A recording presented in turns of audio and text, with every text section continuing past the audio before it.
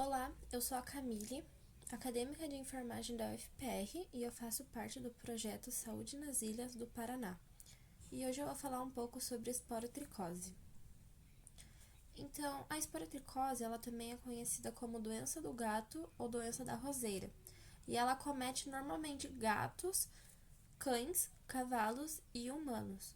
Ela teve um aumento nesses últimos anos, principalmente nas áreas urbanas. E essa doença, ela causa uma lesão na pele que pode agravar se não for tratadas corretamente. Mas o que é a esporotricose? Então, ela é uma micose, que é um fungo, e ele não é contagioso entre humanos.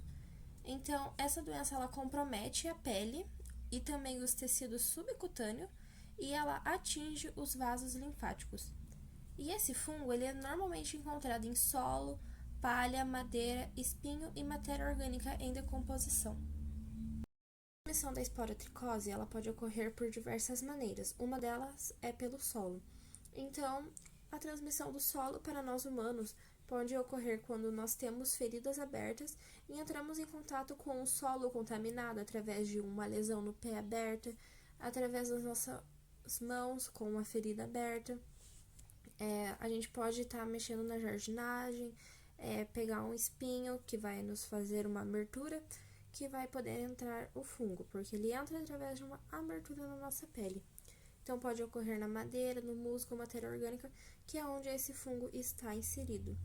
E os grupos de risco para essa transmissão são os jardineiros, agricultores, que é quem lida com a terra em geral, pois vai ter o contato com o solo contaminado, que é normalmente onde o fungo fica, e pode fazer essa contaminação. E os gatos também normalmente se contaminam desse jeito, com essa doença, porque eles cheiram, eles cavam e deitam em locais com fungo, normalmente na terra, no solo. Então, ao cheirar, pode entrar na mucosa nasal, que é onde ele pode desenvolver a doença, onde normalmente aparecem os primeiros sinais da esporotricose. Então, ele pode também se arranhar em espinhos e madeiras, que é como nós humanos para se contaminar por feridas abertas. Então, o fungo ele entra por pequenos ferimentos na pele, patas ou focinho. A transmissão entre os gatos. Os gatos eles podem se arranhar em brigas, mordidas ou contato com secreções de feridas de outros gatos. Por exemplo, cheirar uma ferida de um outro gato que está com secreção na ferida. Ele pode contrair pela mucosa nasal também. Então, os gatos com esporotricose são os mais afetados por essa doença, porque eles têm muitas feridas abertas e eles expelem grandes quantidades de fungo. E esses gatos, eles também podem fazer essa transmissão para humanos, cavalos, cachorros, através de arranhar e das mordidas. E também quando nós, ou os animais, têm contatos com a secreção das feridas desses gatos, se tiver uma lesão aberta ou contato com uma mucosa. E os cães, eles também contraem essa doença, não apenas através dos gatos, mas por eles mesmos, através dos solos contaminados e caso eles convivam com gatos, que seriam por aqueles motivos. E eles também têm menos lesão e eliminam menos fungos. Agora, alguns sintomas que aparecem sobre essa doença. Começando com os sintomas em humanos. Normalmente aparecem lesões na pele que começam com pápulas vermelhas. Então fica uma bolinha vermelha inchado no local, que às vezes coça e dói. E elas evoluem para úlceras que não cicatrizam facilmente. E elas também podem surgir nódulos ao longo dos vasos linfáticos quando já está mais avançada a doença. Então, ela vai formar as pápulas, normalmente seguindo os vasos linfáticos na nossa pele. Sintomas em gatos. Então, eles normalmente têm múltiplas feridas abertas e ulceradas, e geralmente começam no focinho, nas patas e nas orelhinhas na parte da cabeça.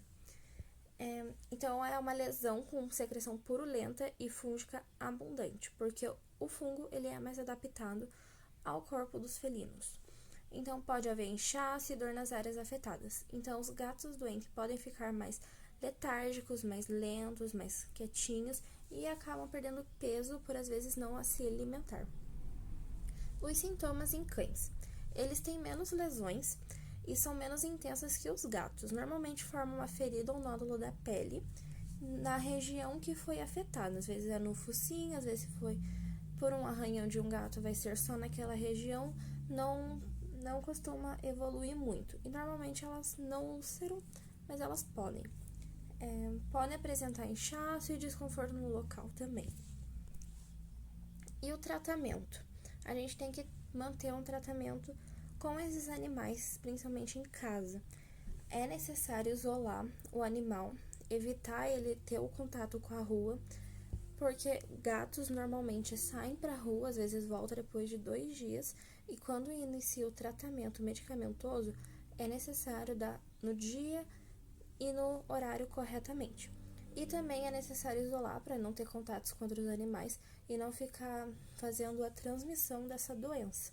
Então temos que ter cuidados com a higiene, temos que fazer a limpeza das feridas desses animais e também cuidar quando for fazer, usar luvas, porque ele pode arranhar, você pode ter uma lesão na mão quando for mexer na caixinha de areia. Pode ter ali algum fungo que você pode se contaminar. Então é importante ter muito cuidado quando for manipular esses animais. Então, a duração do tratamento medicamentoso normalmente é de 3 a 6 meses e tem que ser tomado rigorosamente todos os dias e no mesmo horário para ter o tratamento eficaz. Então, é importante não interromper o tratamento, mesmo que você vê que as lesões estão melhorando, o ideal é continuar o tratamento até o fim, porque o fungo pode sair da superfície ali das lesões, mas ele pode ficar lá dentro escondidinho, que depois ele pode voltar até pior. Então, algumas prevenções que temos que ter para os animais é evitar o acesso à rua, levar ao veterinário se houver feridas que não cicatrizam, por dias, demora para cicatrizar, evitar contato com outros animais se houver suspeita de infecção, higienizar o ambiente e objetos, caminhas, cobertores e caixas de areia, recolher fezes e descartar corretamente secreção para não contaminar o solo. E para nós humanos é importante usar luvas e roupas protetoras ao manusear terras, plantas ou madeiras e evitar contato com animais que apresentam feridas suspeitas. E para concluir, a esporitricose é uma doença grave, mas tem prevenção, tratamento e cura.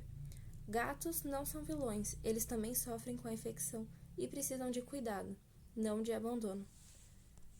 Aqui estão as minhas referências. E aqui estão as nossas redes sociais do projeto.